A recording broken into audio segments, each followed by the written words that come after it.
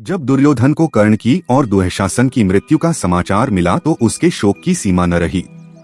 उसके शोक को देखकर कृपाचार्य ने उसे सांत्वना देते हुए कहा, राजन, राज्य के लोभ में यह युद्ध लड़ा जा रहा है। जो कार्य जिसे सौंपा गया था उसे अपने प्राणों की आहुति देकर सभी पूरा करते जा रहे हैं। अब तुम्हारा कर्तव्य है कि तुम पांडवों से संधि कर लो, युद्ध अब बंद कर दो। यह उचित है। हताश दुर्योधन को कृपाचार्य की सलाह जरा भी पसंद नहीं आई। उसने मद्रराज शल्य को सेनापति बनाया और 16वें दिन का युद्ध प्रारंभ हुआ। पांडवों की सेना का संचालन स्वयं युधिष्ठिर ने ले लिया। दोनों ओर से घोर संग्राम छिड़ गया। युधिष्ठिर के शक्ति बाणों ने शल्य को मार डाला। सेनापति शल्य के मारे जाते ही कौरव सेना हतोत्साहित हो उठी। फिर भी वह युद्ध करती रही। सहदेव ने गांधार नरेश मामा शकुनी को घेरा और तलवार जैसी पैनी धार वाला बाण उस पर चलाते हुए चीखा, दुष्ट शकुनी, ले चख अपनी करनी का फल। बाण सीधा शकुनी के सिर को काटकर धरती पर जा पड़ा। यह सिर कौरवों के लिए पापों की जड़ के समान था। इस प्रकार एक एक करके सारे कौरव वीर कुरुक्षेत्र के युद्ध में सदा के लिए सो गए।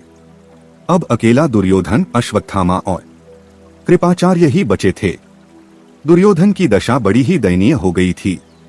उसके पास न रथ था और न सेना थी। दुर्योधन अकेला ही हाथ में गदा लेकर एक जलाशय में जा छिपा। जब 17वें दिन दुर्योधन युद्ध भूमि में दिखाई नहीं दिया तो पांडव उसे खोजते हुए जलाशय पर जा पहुंचे। श्री कृष्ण पांडवों के साथ थे।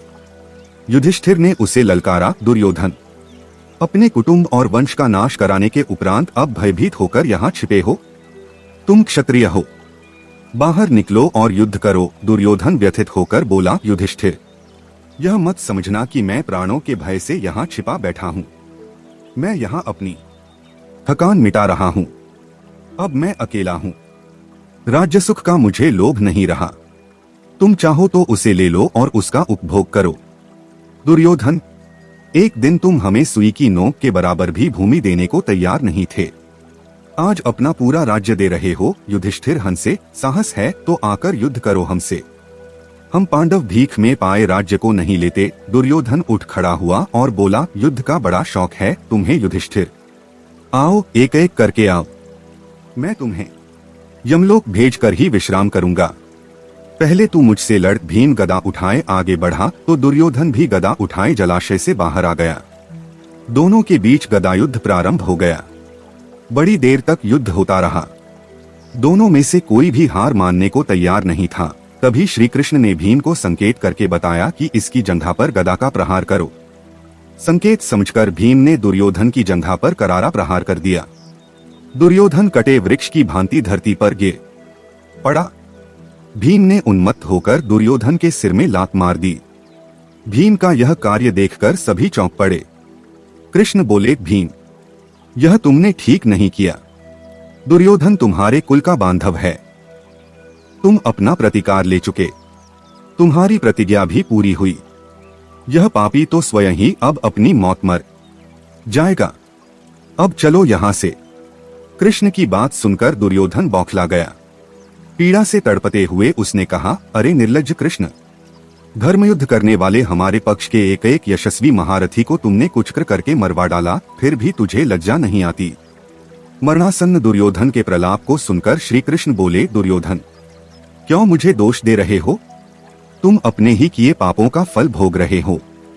नहीं, मैंने जब कुछ किया ही नहीं तब मैं कैसे अपने पापों का फल भोग रहा हूँ? दुर्योधन बोला, तुम कहते हो कि तुम ही समस्त जीवों में विद्यमान हो। जो भी भला बुरा, धर्म धर्म, पाप पुण्य करते हो तुम ही करते हो।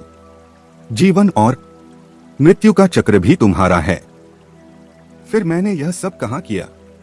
जो किया तुमने ही किया। फल भी तुम ही भोगोगे, मैं नहीं। श्री कृष्ण मुस्कुराए और आगे बढ़ गए। पांडव भी उसे छोड़कर चले गए। तभी श्री कृष्ण के बड़े भाई हलधर बलराम तीर्थ यात्रा से वापस लौटकर आ गए। कुरुक्षेत्र का युद्ध अभी समाप्त नहीं हुआ था। बलराम को पता चला कि भीम ने दुर्योधन की जांघ पर गदा प्रहार किया था तो उन्हें क्रोध आ गया। भीम और दुर्योधन दोनों ही उनके शिष्य थे।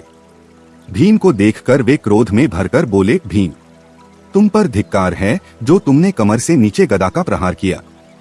यह गदा युद्ध के नियमों के विरुद्ध है। भीम ने अपना शीश झुका लिया। श्री कृष्ण ने बलराम को समझा बुझाकर शांत किया। उन्होंने समझाया, भैया, कलयुग का प्रारंभ हो रहा है। इस युग में अन्याय का प्रतिकार अन्याय ही माना जाएगा। दुर्योधन के द्वारा किए गए छल प्रपंचों के बदले यदि भीमसेन ने कटी के नीचे गदा प्रहार कर दिया तो अधर्म कैसे कहा जा सकता है। श्री कृष्ण के समझाने पर बलराम वहां से चले गए। जाते जाते कहते गए कि जहां ऐसे अन्याय हुए हों वहां वे एक पल भी नहीं ठहर सकते।